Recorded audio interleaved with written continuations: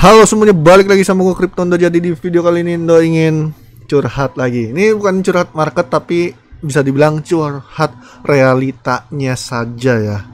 Jadi curhat market itu kayak ibaratnya Indo bahas Bitcoin ataupun ya koin ataupun token yang lainnya. Ini adalah mengenai curhat realitanya. Nah, Indo akan belak-belakan aja dari awal. Indo akan bilang nih ya guys ya, cryptocurrency itu adalah bisnis para bos-bos besar. Mungkinan itu judul yang akan Indo pakai. Cryptocurrency adalah bisnis bos-bos besar. Kenapa? Kalau kalian tahu ya, dari kemarin kan Indo udah pernah bilang di Twitter ataupun ya di video YouTube, ya kan, jangan terlalu percaya sama project-project ya guys ya. Project itu hanya hiburan guys. Nah, kalau kalian tahu nih ya, kalian tahu kan, hari ini WNXM itu naik ya, naik. Nah, kemarin adalah YFII. Nih, YFII naik. Lihat. Ya kan? Nah, kalau kalian tahu nih ya, YFII, kalau kalian bisa cek tengok Twitternya, lihat di private. Kalau Luna, ya kan, si Dukon di private harganya turun. Nah, kalau si YFII di private harganya malah naik. Nah, kenapa bisa begitu? Ini dikarenakan bos-bos ingin menggandakan duitnya. Indo udah selalu pernah bilang ya kan guys ya ke kalian, low cap itu bisa dinaikin sama whales ataupun bos-bos besar sangat mudah. Contohnya, lihat nih ya, YFII. Kalau kita lihat di coin market cap, rankingnya 359, itu yang kemarin dinaikin. Nah, sekarang WNXM rankingnya berapa? Dinaikin sama Wells, rankingnya 507, ya kan, dinaikin kenceng lagi, ya kan, hampir, kalau nggak salah hampir 80%. Kalau kalian ini lagi koreksi ya kayaknya sih, lihat tadi pagi atau siang itu kalau nggak salah 80%. Kalian bisa cek aja di Binance, itu top gainersnya itu WNXM, lebih di pump 80%. Nah, kenapa bisa seperti itu?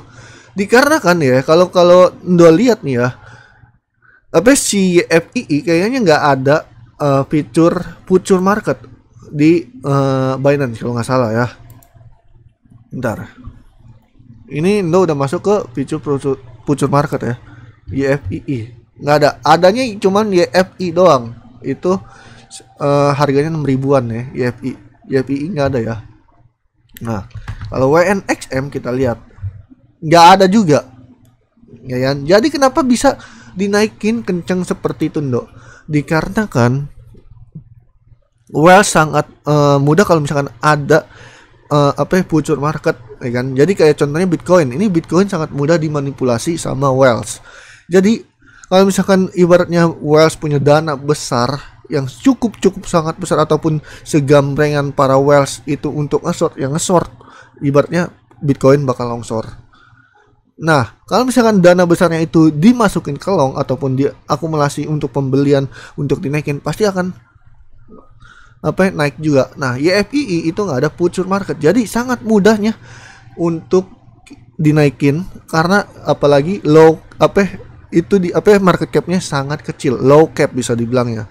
Low cap itu untuk yang jumlahnya berapa Dok? Untuk 100 ke atas itu udah bisa dibilang low cap ataupun bisa dibilang low market cap. Untuk 100 ke bawah ya, kayak misalkan 99 sampai ke angka 1 itu udah bisa dibilang market yang paling besar atau bisa dibilang high cap. Nah, makanya kayak WNXM itu sangat gampang dinaikin, nggak ada ibaratnya saling serang antara naik dan turun. Jadi udah naik aja. Lihat nih WNXM. Nah, ya kan, 3 hari.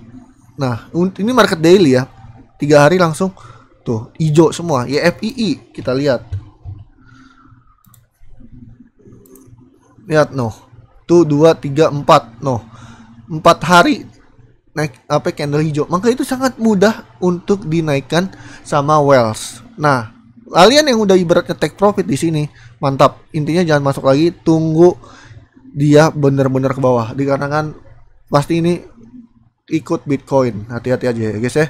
Yang udah profit ibaratnya ambil, mendingan ambil deh, jangan apa ibaratnya bener-bener ambil. Cuman kalau misalkan masih yakin naik, ya kan, naikin stop limit biar kalian tidak sangkut, itu aja. Tapi lebih baik sih mendingan ambil ya, daripada kalian tamak, mendingan ambil.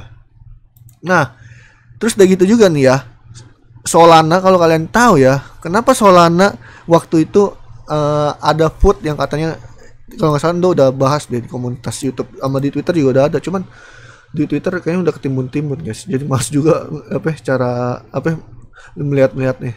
Bentar.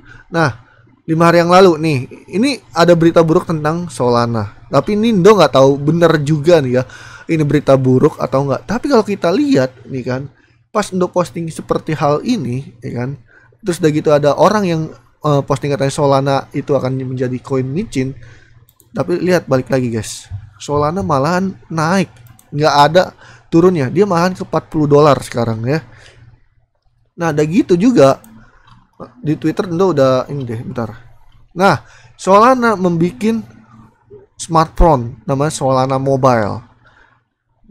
Nah, it's time for crypto to go mobile. Nah, jadi Solana itu sebenarnya sebuah perusahaan. Nah, kalau kita lihat, ini adalah ada statement yang ingin menjatuhkan perusahaannya Solana. Ingat ya, kripto itu bisnis guys. Dan Solana, terus Cardano itu sebenarnya perusahaan. Kalau bisa dibilang kayak saham adalah kayak saham Unilever, BCA. Nah, itu sebenarnya kalau koin ataupun token itu sebenarnya jatuhnya kayak perusahaan. Jadi kalian tuh jangan terpengaruh sama statement ya, hold lah. Intinya kalian harus punya mindset profit aja, nggak usah hold nyungsep yang ada guys. Kalau profit itu cihuy, kalau hold nyungsep ya kan salah. Dengan profit ahui dan cihuy itu lebih mantap guys. Jadi ada bos yang ingin menjatuhkan perusahaannya Solana, tapi developernya Solana ataupun bisa dibilang bos dari perusahaan Solana itu dia lagi ngadu nasib di koinnya sendiri. Dia jadi lagi tradingin koinnya itu biar bisa adu mekanik sama bos yang ingin menjatuhkan sebuah perusahaannya Solana. Nah, makanya itu si Solana lihat udah membuat sebuah gambaran ataupun bisa dibilang sebuah handphone yaitu untuk Solana-nya diri dia sendiri. Lihat nih seperti hal ini. Nah, kalau kalian baca-baca di Twitter juga nih, kripto itu dunia bisnis para well guys. Ada dana berputar dari suatu koin atau token. Misalnya Bitcoin turun di bawah, lalu dinaikin. Nah, Whales TP, nanti BTC turun ke berapa, lalu duitnya diputar lagi ke altcoin, tergantung bos ya kan. Dan naik ke atas lalu di TP lagi. Makanya itu Indo udah pernah bilang ya kan. Nah, waktu itu Shiba naik 25%, sekarang Matic ya kan. Ini postingan tanggal 23 ya, Nah, makanya keren kan. Nah, tuh WIFII kayak gini. Nah,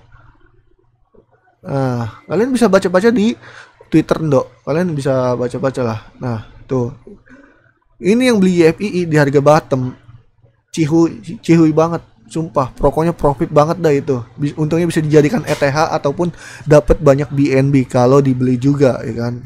Nah, tuh, kalian bisa baca-baca guys di Twitter. Indo akan selalu ngasih tahu informasi tentang realitanya ya guys ya.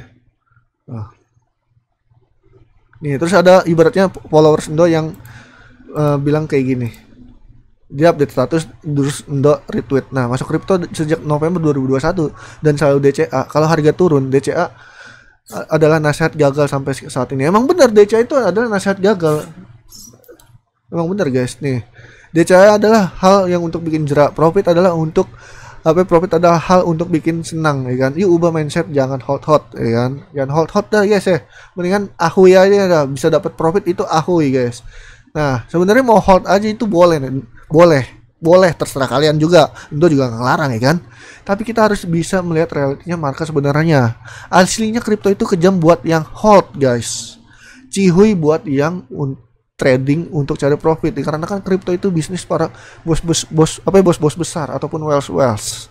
Oke, dari sini kalian bisa mengerti kan apa dunia kripto ataupun dunia maksudnya cryptocurrency ya kan. Jadi kalian tuh jangan terpengaruh sama statement ya kan. Boleh kalian hold, tapi kalau udah profit ya ambil, jangan didiamkan. Nih ya, apalagi yang kalian ingin hold dalam berapa tahun ini, enggak guys, dalam berapa hari aja, 4 hari ya, kalian lihat di YFII, lihat tuh, dalam 4 hari aja dia langsung bisa turun. Nah, makanya itu kalian harus hati-hati, jangan terpengaruh. Apalagi dalam 4 hari aja dia bisa naik kenceng, ya kan? Dalam 5 tahun kita nggak tahu bisa naik kenceng atau turun lagi. Seperti itu, guys. Oke, itu aja yang bisa saya sampaikan. Sekian, thank you untuk semuanya. Bye bye, love you and endo.